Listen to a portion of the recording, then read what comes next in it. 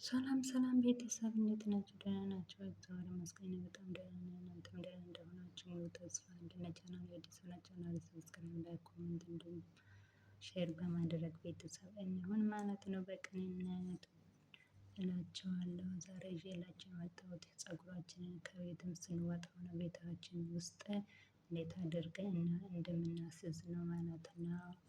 ስለዚህ አሰራሩን ከወደዳችሁ ላይክ ኮሜንት እያደረጋችሁ አበረታቱኝ ማለት ነው እላችኋለሁ። አምፖል እናስይዝና በመሃል ላይ ካስያዝን በኋላ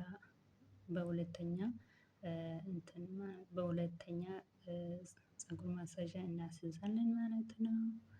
ከዛም በኋላ እንደዚህ እያደረግን እናስተካክላለን ማለት ነው።